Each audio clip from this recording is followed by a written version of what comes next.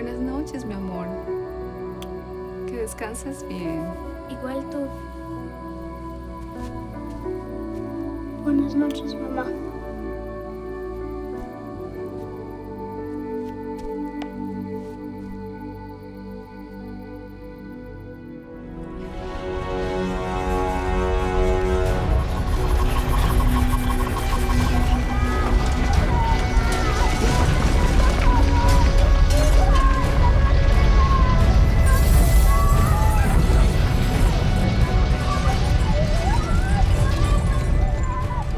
Early morning on December 23rd, 1972, there was a big earthquake in Nicaragua. It killed about 10,000 people. At that time, I was 9 years old. ¡Reina! ¡Reina! ¡Reina, hija, dónde está! Hija. Tranquila, ya voy, despacio, tranquila. I saw one of our neighbors taking care of my baby sister. And then they went back to look for my brother.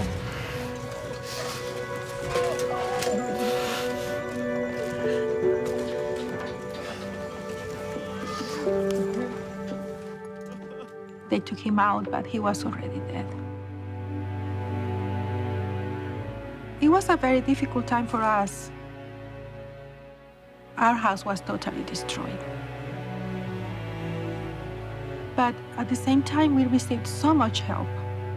I remember being there that night, and just like an hour after, I cannot even remember how long, but I saw my cousins coming, and they came to give us help, and it was such a relief to see them. I remember they prepared a place for me on the sidewalk, and I just slept there because I was a child, and I was able to sleep. Later on, I heard that as they were waiting for the sun to come up to take my brother to the cemetery, a neighbor, which was not really close to us, we didn't really know him very well, he stopped by and he said, do you have a coffin for him? And my parents said, no, we were planning on just wrapping him in a blanket or something like that. And then he said, just wait for me and see what I can do. Shortly after that, he came back with a coffin. And that was such a sweet expression of charity and of love from someone that we didn't even know. And then after that, we stayed a few days in one of my aunt's neighbor's backyard, and there were many people in there. We were just sleeping out there because we were not there to go into any house because we were afraid that something would happen. And I remember laying down, looking at the stars at night and still thinking, what is going on? When will I wake up from this? A couple of days after that, after everything happened, my aunt came to me with a present. And I remember looking at her and thinking, why are you giving me a present? It's not my birthday. And she said, today is Christmas. And I remembered. I had totally forgotten that Christmas was coming. But she helped me to remember. And for the first time, I cried. I cried because I think that I realized that it was real. That it was not really a nightmare, that it was really happening.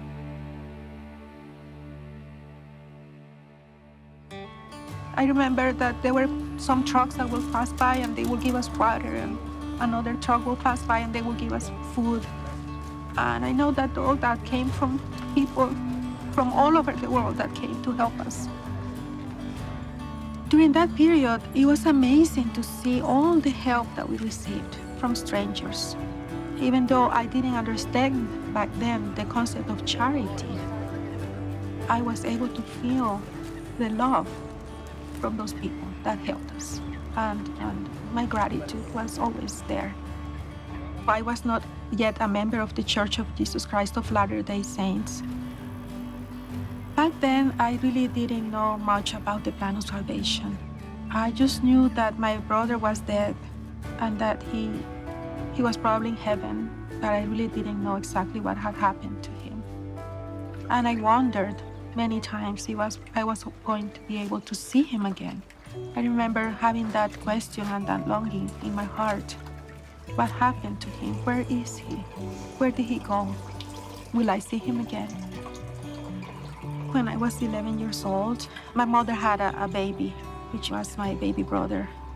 And he was a reason for joy for us, but it was very hard. I remember that sometimes we would just be sitting in the living room after, and my mother would just start crying for no reason. And I knew that she was hurting inside because she didn't know exactly what had happened to my brother. It was maybe about 2 years after the earthquake that I started having some kind of daydream, because I would think about my brother many times, and I remember thinking, where is he? Will I see him again? And then I started having this daydream in which I would see him come to our door, knock on our door, and then I would go and open the door, and then he would be standing right there, and he would tell me, guess what? I'm not really dead. I'm alive. I'm just somewhere else. But I was not allowed to come, but now I can come to you. And I will stay with you, and I will never leave again. And I think that daydream that I had helped me in coping with the pain and the sorrow that I felt. It was more than 40 years after that earthquake in Managua that one day I was doing my dishes. I was in my kitchen. And it was very close to Easter time. And during that time, we talk about the resurrection of the Lord. And I was just reflecting on that, thinking about the resurrection and all that it means to us. And then for some reason, I started thinking about my brother. And at that moment, it finally hit me.